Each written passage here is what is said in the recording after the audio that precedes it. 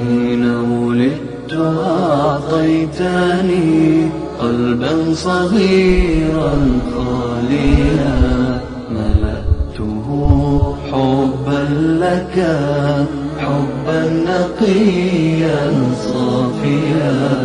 حين ولدت أعطيتني قلبا صغيرا خاليا ملأته حبا لك حبا نقيا صافيا.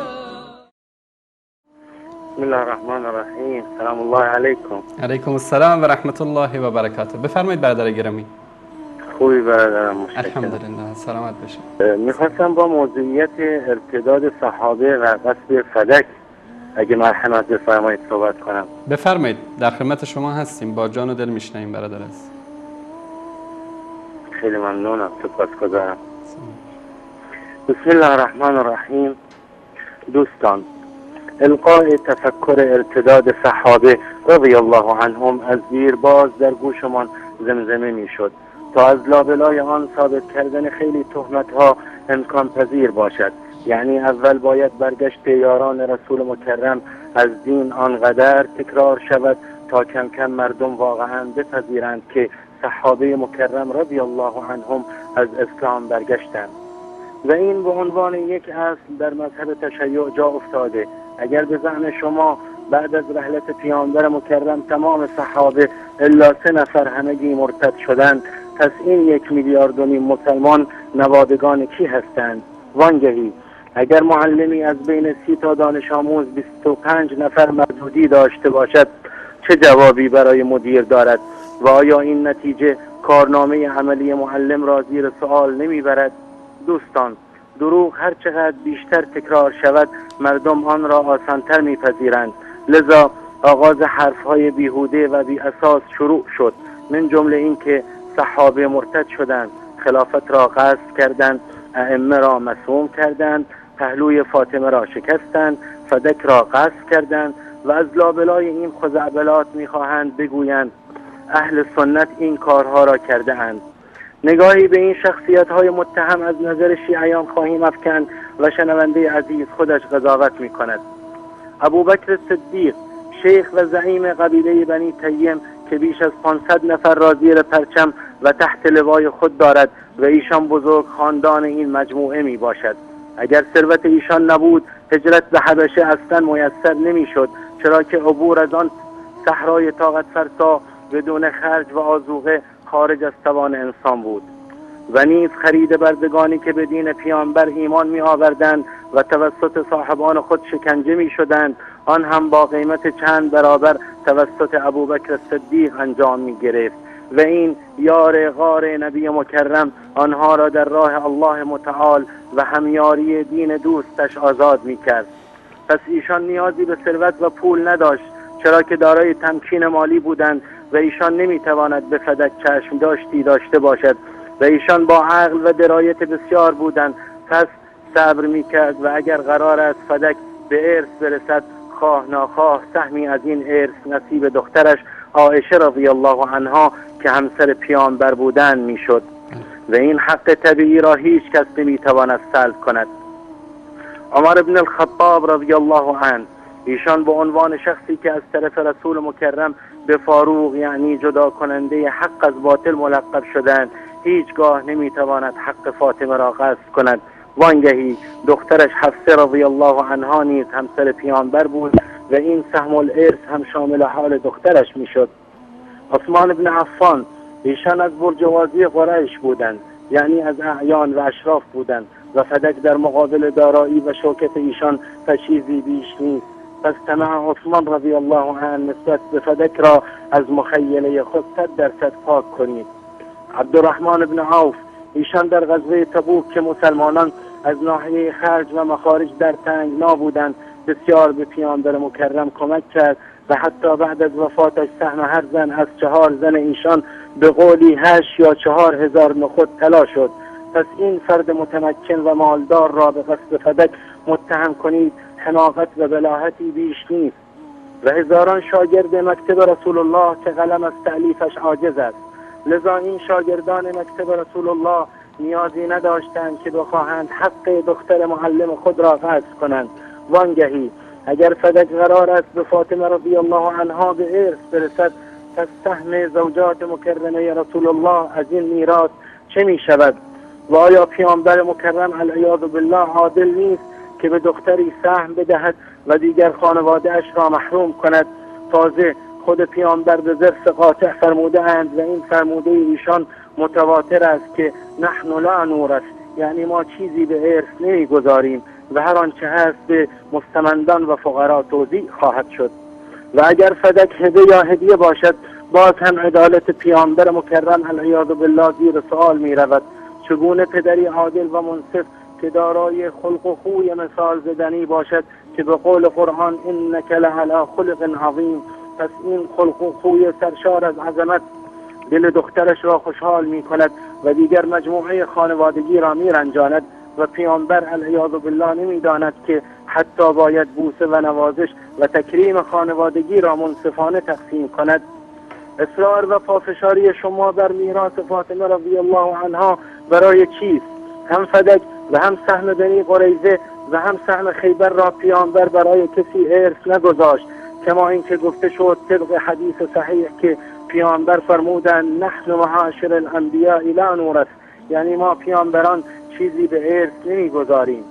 اما این اموال به عنوان ملک امت اسلامی به صورت چرخشی در دست خلفای راشدین به شیوه اداره کردن و کنترل اموال و نه تملک در اختیار خلفای راشدین بود. پس چرا علی رضی الله عنه وقتی به خلافت رسیدند این سهم الارث همسرش را به ایشان ندادند؟ و حتی پس از علی رضی الله عنه اداره این اموال دست حسن و بعد از آن در دست حسین و پس از آن در دست حسن ابن الحسن و سپس در دست علی ابن الحسین رضی الله عنهم اجمعین بود. پس چرا این مال را بین خود و فامیل خود به عنوان ارث تقسیم نکردند؟ میگویید چون در قرآن گفته شده و وارث سلیمان داوود، یعنی حضرت سلیمان از حضرت داوود علیهم السلام ارث بود، پس فاطمه هم از پدرش ارث گرفته و ادعا دارید که دختری از پدرش ارث گرفته.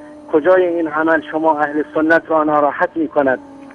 چیزی از مال و ثروت به فاطمه رضی الله عنها برسد نه تنها ما را ناراحت نمی کند بلکه خیلی هم خوشحال می شویم و خوشحالتر این که این فاطمه در نعمات بهشت یکی از ثروتمندترین و سیدترین نساء بهشت است.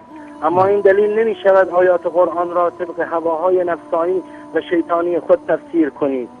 اولا آل یعقوب به تجارت معروف نشدند، آنها به نبوت مشهور و معروفند. در اینجا و ورث سلیمان داوود یعنی وراثت علم و نبوت نه وراثت مال، کما اینکه داوود علیه السلام می‌فرماید علمنا منطق الطیر و اوتینا من کل شیء، یعنی منطق پرندگان را آموزش یافتیم و از هر چیزی ما را نصیبی است. پس اگر الله متعال منطق پرندگان را به آنها آموخته و از هر مال و منال دنیوی آنها را بی نصیب نگردانده، پس اینجا وراثت مال به زعم شما باطل است. وانگهی خیلی طبیعیه که پسر وارث پدرش خواهد بود، پس فایده ذکر آن در قرآن چیست؟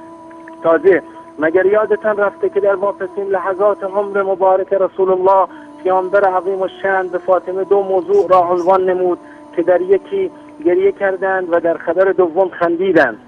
در خبر اول دریافت که پیامبر و پدر بزرگوارش رحلت خواهد نمود و از فقدان ابدی جلیل الشأنشان گریستند و در خبر دوم رسول مکرم به ایشان بشارت دادند که ای فاطمه تو اولین نفر از خانواده هم هستی که به من میپیوندی. پس آیا این فاطمه که از خبر التحاقش به زودی زود به پیامبر آنقدر خوشحال می شود می آید برای مال و منال دنیا و فدک و زرق و برق دنیوی دعوا کند و مشاجرگر باشد؟ اینها مخلوقاتی هستند که رسیدن به رضوان النعیم برایشان ملاک است و سهم خیبر و بنی قریظه و فدک ذره ایمانشان را متزلزل نمی کند. وانگهی اگر بخواهیم این مال را طبق شارع مقدس اسلام تقسیم بندی کنیم بدین شکل خواهد بود که ورثه در اینجا فرزندان، همسران و اگر فرزندی نباشد اولاترین فرد مذکر و نزدیکترین آنها از لحاظ صلبی و نژادی به رسول مکرم خواهد بود. پس ورثه سه تا خواهند بود. اول فاطمه، دوم همسران پیامبر عظیم الشأن و جناب عباس عموی پیامبر، چرا که در صورت پسر نداشتن وارث سهم الارث به اولا رجل ذکر، یعنی نزدیکترین فرد مذکر و درجه یکترین فامیل به وارث تعلق میگیرد که در اینجا عباس عموی پیامبر نزدیکترین صلب و نژاد به پیامبر بودند و هم در قید حیات بودند. پس لو کانت واحدة فلها النصف، اگر یکی یک دانه باشد یک دوم ارث به ایشان تعلق میگیرد. و امهات المؤمنین و زوجات مکرمه طبق قول قرآن که و این کان لکم ولد فلهن الثمن، یعنی اگر وارث فرزندی دارد پس به همسرانش 1/8 تعلق میگیرد. و پیامبر مکرم اینجا فاطمه رضی الله عنها را داشتند.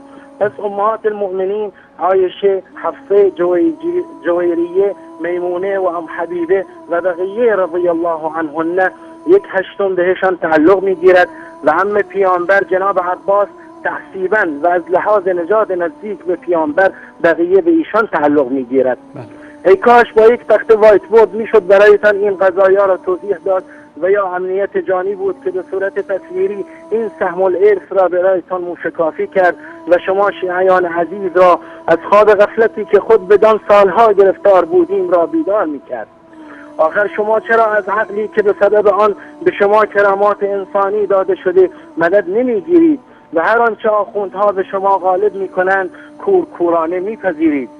روایت است که در آخرین روزهای عمر مبارک رسول الله الکریم ایشان مادرم عایشه رضی الله عنها را میخواهد و به ایشان میفرماید ای عایشه، آن 7 درهمی را که به شما دادم چه کار کردی؟ ایشان میفرماید دارمشون، هنوز پیش من هستند. رسول الله میفرماید ای عایشه آنها را صدقه بده. مادرم عایشه رضی الله عنها به علت مشغولی و پرستاری از رسول الله المکرم در بستر بیماری فراموش کردند 7 درهم را صدقه بدهند. پیامبر عزیزمان پس از پاره وقت در بستر بیماری به خود می آیند، باز به ام المؤمنین عایشه عالیه میفرماید آن 7 درهم را صدقه دادی؟ ایشان میفرماید به علت دل مشغولی برای صحت و سلامت شما فراموش کردم. رسول الله میفرماید آنها را صدقه بده و عایشه علویه محترمه مبادرت به صدقه دادن آنها می نماید. پیامبر دلیل الشأن میفرماید الان بهتر شد. پس پیامبری که راضی به نگهداری مبلغ ناچیزی به اندازه 7 درهم در خانه اش نمی شود، چگونه ممکن است سهمش از خیبر یا بنی قریظه و یا فدک را به دخترش فاطمه رضی الله عنها به ارث بگذارد، در صورتی که پیشتر از آن مژده التحاق فوری فرزندش را به خود داده بود؟ آخر شما چرا در تاریخ و روایت و سنت تأمل نمی کنید؟ آخر شما چرا بهانه‌های بنی اسرائیلی می گیرید؟ چرا نسبت‌های دروغ و بهتان‌های بیفایده به خانواده رسول مکرم می بندید؟ چرا به خاطر چند صباح بیشتر زندگی در این دنیای فانی واقعیت‌ها را از ریل خود خارج می کنید؟ چرا شیادی و اخلاق شیطانی بیوگرافی شما را تشکیل می دهد؟ بیایید برادریتان را ثابت کنید، آن وقت تا دلتان می خواهد ارث بگیرید. واقعیت این است که نه ارثی بوده نه میراث و نه فاطمه رضی الله عنها با ابوبکر صدیق مشاجره کرده و از ایشان ناراضی بوده و نه این نارضایتی تا آخرین لحظات عمر مبارکش به قوت خود باقی مانده، چون اصلا نبوده که بخواهد باقی بماند. ای رافضیان، سنگ اول چون نهد معمار کج، تا ثریا می رود دیوار کج. خشت و آجر اول شما کج گذاشته شده، به فکر دیوار کج خود باشید و از این بهتانها و تهمتها دستتان رو شده و راه به جایی نمیبرید. قضاوت با شما و من الله التوفیق. جزاکم الله خیر. تشکر میکنم از برادر عزیز آقا عثمان. بارک الله فیکم. خدا نگهدارت. حين ولدت أعطيتني قلبا صغيرا خاليا ملأته حبا لك حبا نقيا صافيا